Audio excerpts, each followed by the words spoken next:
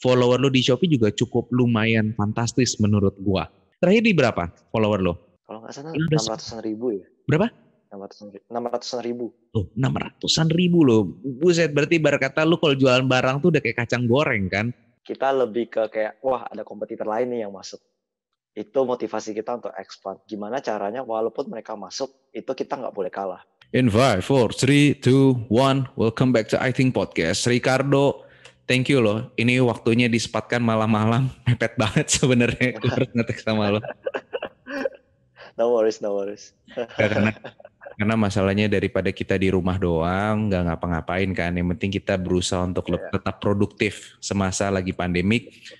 Karena mau nggak mau daripada kita jadi rebahan terus, jadi malah stres kan, nggak ngapa-ngapain. Mending gue nyari temen gue buat ngobrol, sekalian belajar nih malam-malam. Dok. Ya, gini, kemarin itu sebenarnya gue kenal lu juga masih baru, tapi kemarin itu kita malah kebanyakan ngomongin bikin blueprint baru lah untuk kita bikin bisnis baru nih, ya kan? Tapi sebenarnya kan di balik itu lu juga udah punya bisnis juga sebenarnya, ya kan?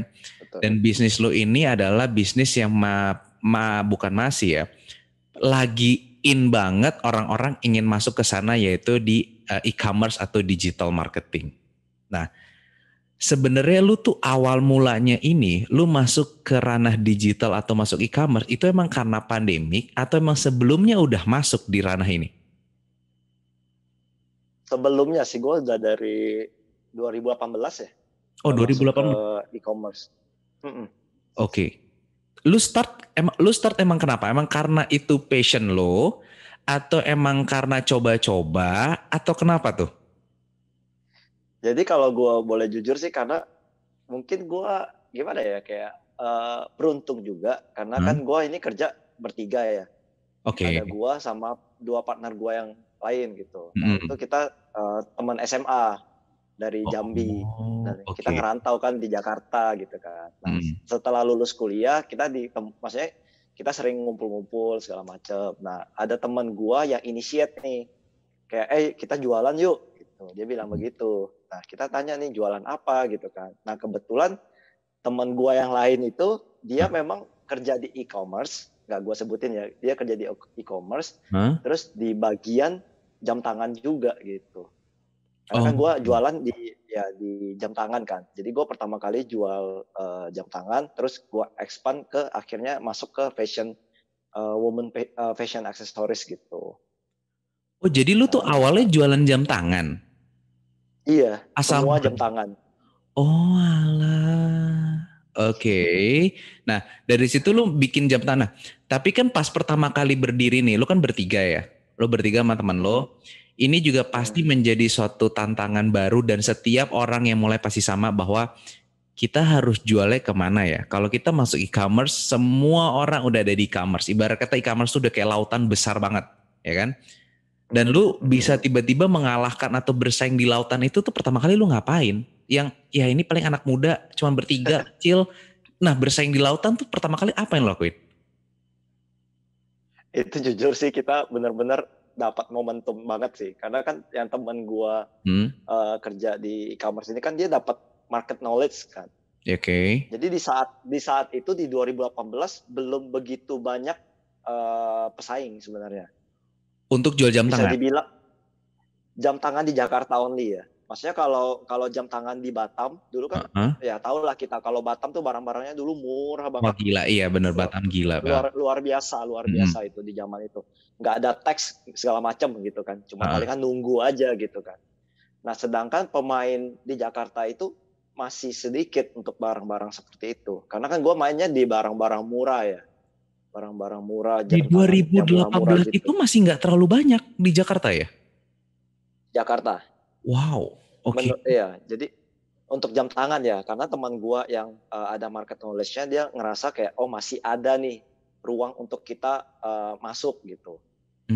Nah di saat itulah ya makanya gua bilang ada kekuatan beruntung juga sih, keberuntungan maksudnya pas banget momentumnya itu kita masuk di sana. Ya kita jualan aja gitu. Itu pun kita masih sourcing lokal ya. Oke. Pakai barang-barang lokal, ya kita jualan aja gitu. Yang barang-barang masih Lu barang-barang laku kan teman gue tahu tuh. Lu Jadi main jam tangan ini jam tangan murah. Jam tangan murah. Yang berkisar di range angka di berapa sampai berapa emang? Waktu zaman itu pertama kali lu start. Zaman itu berapa ya? Kayaknya dari 10 sampai 25.000 deh ada. Gila, 10.000 sampai 25.000. Iya. Wah gila. Iya di saat itu, iya benar juga sih. Di saat 2018 itu kalau nggak salah lebih banyak jam-jam tangan KW tapi yang masih tetap harga di 200, 300 gitu kan ya. Yang di 10, 25.000 tuh masih jarang banget ya. Betul. Oke, and then abis itu tuh lu bersaing berarti karena harga berarti kalau di sini kita bilangnya. Iya, kalau di market yang sejenis gua udah bersaing harga punya kita ngomong. Oke, berarti satu nih, mungkin ada satu pertama kali yang orang bisa belajar ada dari market. Nah, dari market itu lu emang sengaja memilih market untuk yang itu ibarat kata kan sudah di end banget ya, udah di bawah nih market di kelas bawah. Apakah emang dari pertama itu lu sudah memikirkan bahwa emang, oh ya gue mau di market kelas bawah aja nih? Atau emang karena market lu tahu lu bisa ada data marketnya kayak oh ya ini kita ada kesempatan nih. Akhirnya kita main ke sana. Apa lu pengen emang di sana? Karena ada kesempatan sih. Lebih ke ada kesempatan. Oke. So, berarti orang-orang sekarang yang ingin masuk di ranah e-commerce atau jualan, pertama mereka harus tahu dulu mereka mau target marketnya kemana ya? Dia mau jual ke siapa ya? Bukan lagi maksudnya kan gini, ada orang yang masih berpikir bahwa kayak oh ya gue punya barang udah bagus banget loh tapi kok nggak laku-laku, atau ada juga orang yang kayak barang gue murah tapi kok juga nggak laku-laku juga ya, karena mereka masih belum memilih target market yang jelas ya. Sama mungkin ya satu dari target market, kedua ya produknya itu sendiri sih. Nah produknya gimana dong? Maksudnya kan ini lu main di kelas bawah banget nih. Sebenarnya itu apa sih yang di ranah itu, di target kelas itu yang mereka cari selain harga sebenarnya? So far harga sih. Harga ya sama beberapa model. Oh. Maksudnya model jam tangan gitu kan. Ya dulu kita mulainya dari ya kita lihat karena kan teman gue yang gitu dia ada maksudnya ada kayak tahulah model-model yang lagi laku pada zaman tersebut gitu. Nah, itu kita sourcing dulu barang-barang yang sama persis yang lagi laku di pasaran. Ya kita ikut aja gitu kan. Karena kan sebenarnya kita lebih ke kayak apa ya? Kita lebih ke kayak bukan market leader sih. Kita kayak ngikutin gitu. Karena kan ada pemain yang lebih gede dibandingkan kita gitu kan. Ya kita benchmarking aja dari situ gitu. Kita benchmarking mereka tuh bawa produk-produk apa aja sih gitu kan. Nah, bisa nggak produk itu kita masukkan ke toko kita gitu. Jadi nah, kita mainnya dari sisi itu. Gitu. Lu ngikutin ombak jadi ya. Ibarat kata ombak lagi geser ke kanan ya lu cari terus yang di kanan tuh lagi lakunya apa. Nanti udah mulai geser lagi lu ngikutin arus terus ya. Betul. Di samping itu kita juga ngikutin, kita sisipin barang-barang kita yang punya kita sendiri gitu. Tapi gini Dok. Ini kan berarti maksudnya kalau cerita lu kan ada keuntungan di mana temen lu ada kerja di salah satu e-commerce sehingga akhirnya dia tahu data untuk baca trennya ya. Nah, tapi kan tidak semua orang nih punya keberuntungan seperti itu. Nah, mungkin lu ada tips atau ada yang pernah lu lakukan bahwa kita tuh ngeliat pasar tuh gimana sih sebenarnya, apa sih barangnya lagi laku, kita nge-search-nya apa, atau gimana cara kita bisa tahu di pasar tuh lagi lakunya apa? Bagi yang nggak punya channel kayak lu ya, maksudnya kan ini kan lu diberikan keberuntungan juga punya akses, tapi ada juga pasti orang yang kayak aduh mas kita nih nggak tahu pasar lagi mau apa atau sebenarnya lagi lakunya gimana gitu.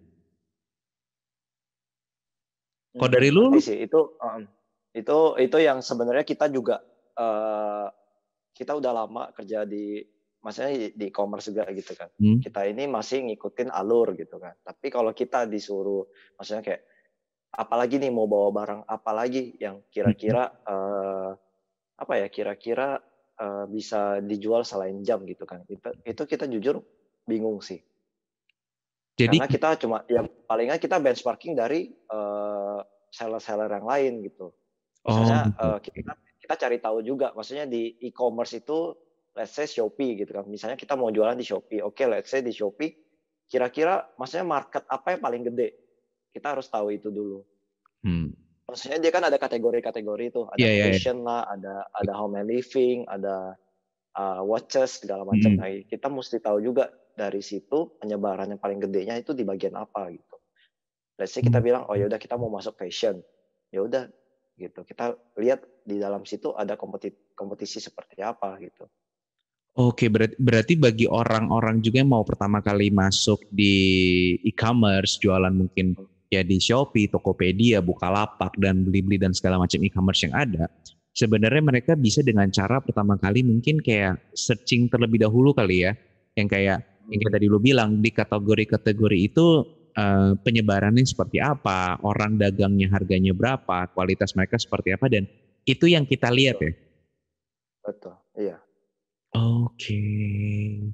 Iya. Nah, sekarang gini. Setelah lu berusaha dan lu akhirnya akhirnya pada situ kan berarti lu bisa dikatakan cukup berhasil dong ya untuk bisa bersaing di market lu untuk di jam tangan. Nah, pertanyaan gue juga akhirnya seperti ini. Kapan akhirnya lu dan teman-teman lu itu memutuskan untuk kayak kita expand ya gitu, karena ada orang yang juga bingung juga untuk pertama kali memulai, tapi ada juga orang yang kayak bingung kayak kita kapan expand ya. Ini dua halnya kan berbeda nih. Ada yang satu memulai, ada satu yang mau expand, ya kan? Nah, lu memutuskan untuk expand itu kapan? Setelah expand apa benchmarking lu untuk mengatakan bahwa kayak kita di pertanyaan gue, lu expand karena jam tangan ini sudah tidak laku sehingga akhirnya bergeser, atau karena lu merasa bahwa ini sudah di titik puncak sehingga kita harus jualan yang lain untuk lebih besar? Kita lebih ke kayak wah ada kompetitor lain nih yang masuk. Gitu. Itu motivasi kita untuk expand. Gimana caranya walaupun mereka masuk itu kita nggak boleh kalah. Nah, itu kita mulai expand di bagian ketika ada kompetitor lain yang masuk ke market. Jadi penting juga buat kita pada saat kita dagang di e-commerce, selain kita memperhatikan barang kita juga, kita harus memperhatikan kompetitor kita itu melakukan apa saja ya dari pergerakan dia ya. Sangat penting itu. Dan kebetulan itu teman gua yang bagian sales yang handle gitu. Gitu. Jadi dia benar-benar kayak liatin tuh. Karena kan dia sebelumnya kerja di e-commerce, habis itu keluar kan dan fokus di bisnisnya kita. Nah, itu dia nge-research kompetitornya siapa aja nih yang paling bisa dijadiin benchmark. Nah, aktivitas apa aja yang dilakukan oleh mereka gitu. Nah, dia benchmarking dari situ. Oh iya, benar. Dan kan dengan itu kita juga bisa akhirnya ngebaca pasar ya. Maksudnya apalagi dengan e-commerce itu kan sekarang itu banyak banget yang kayak rating, terus habis itu kayak komen-komen. Dari situ kita tahu mana yang laku, mana enggak. Terus habis itu wilayahnya mereka cakup di mana, apa mereka jual. Seperti itu berarti ya? Betul. Ya. Nah, ini juga mungkin bagi orang-orang tertarik juga buat gue sih amat sangat tertarik juga. Karena lu kita sebut aja e-commerce di Shopee tadi bahwa follower lu di Shopee juga cukup lumayan fantastis menurut gue. Udah syukur. Terakhir di berapa follower lo di Shopee? Kalau nggak salah 600-an ribu ya. Berapa? 600-an ribu. Oh, 600-an ribu loh. Buset, berarti ibarat kata lu kalau jualan barang tuh udah kayak kacang goreng kan?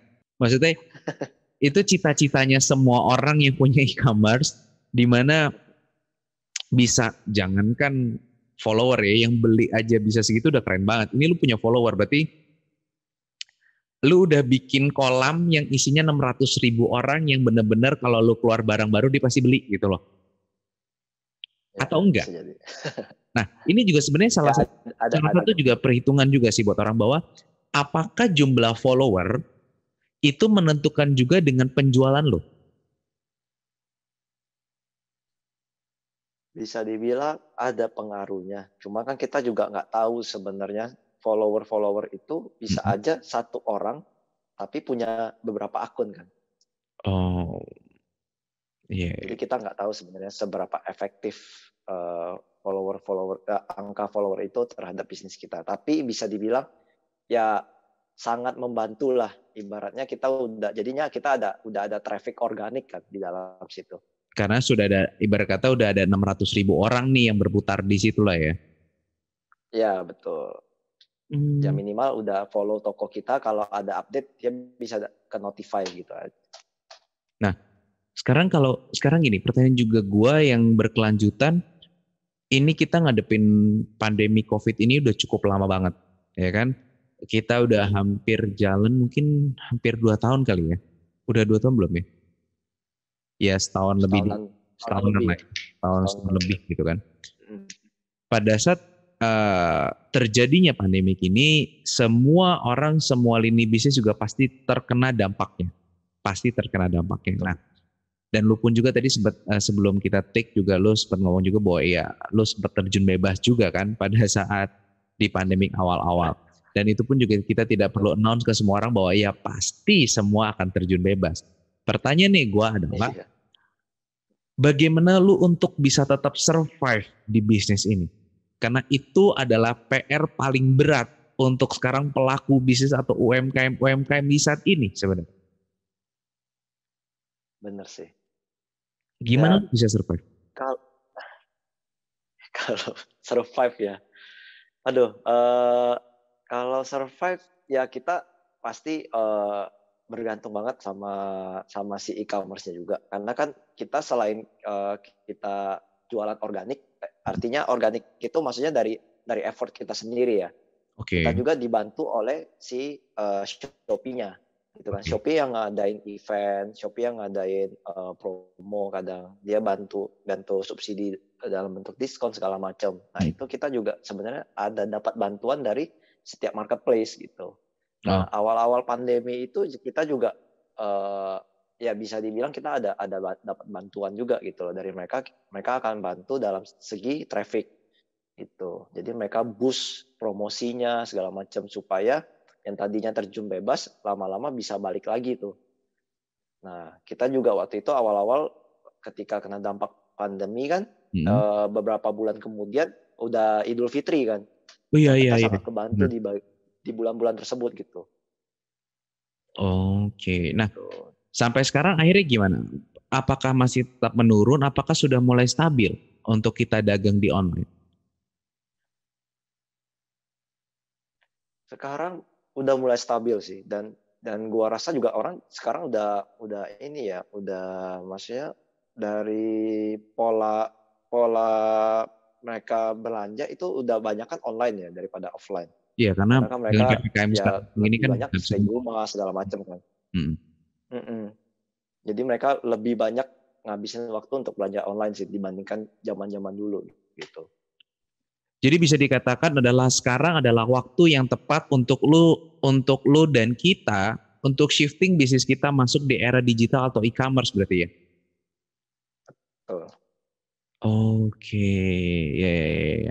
Nah, oke. Mungkin Dok, sebelumnya thank you udah berbagi sama kita juga. Nah, ini mungkin buat teman-teman yang nonton video ini atau dengan podcast ini, bahwa mungkin ini kita belajar singkat lah, maksudnya dari Edo sebagai seseorang juga yang pelaku di dunia digital, masuk ke e-commerce, jualan di e-commerce, bahwa nggak perlu takut kali ya. Mungkin ini kita di sini juga ngobrol, bikin podcast kali ini tujuannya adalah juga untuk bisa mengurangi rasa ketakutan orang atau pedagang-pedagang yang merasa bahwa kayak aduh ini kita dagang gimana ya, ini kita dagang gimana ya gitu. Padahal kalau kita sudah mau mulai belajar masuk di ranah digital, itu sebenarnya masih punya pasar yang cukup besar banget kan. Dan maksudnya Edo sendiri juga sebagai pelaku mengatakan bahwa yang kayak ya sekarang udah mulai bisa stabil. Kita juga kadang-kadang juga di e-commerce kan masih ada promo-promo yang masih bisa disokong dari e-commerce tersebut ya Doi, benar juga ya? Ya betul. Nah itu. Nah momentum itu sih yang mungkin para UMKM bisa manfaatkan sekarang, jadi jangan takut lagi, kita sama-sama usaha bahwa ya semua juga lagi suffer, semua juga lagi pusing untuk bisa survive di bisnisnya. Tetapi mungkin ini kita bisa sharingkan bahwa ada satu jalan nih yang mungkin teman-teman kalau lakukan masih bisa punya kesempatan, dan bahkan ini kesempatan yang tepat ya pada saat PPKM seperti ini. Orang-orang pasti akan berkutat dengan HP-nya, akan berkutat secara online dan beli semua secara online. Mungkin sekian dari podcast kita. Terima kasih ya Do udah sharing-sharing sama kita. Semoga bermanfaat buat kalian, bisa belajar baru dan gak perlu ada rasa ketakutan lagi bahwa kita bangkit bersama, kita berusaha bersama, dan kita mencari keuntungan bersama. So, sampai ketemu di episode yang akan datang. Thank you.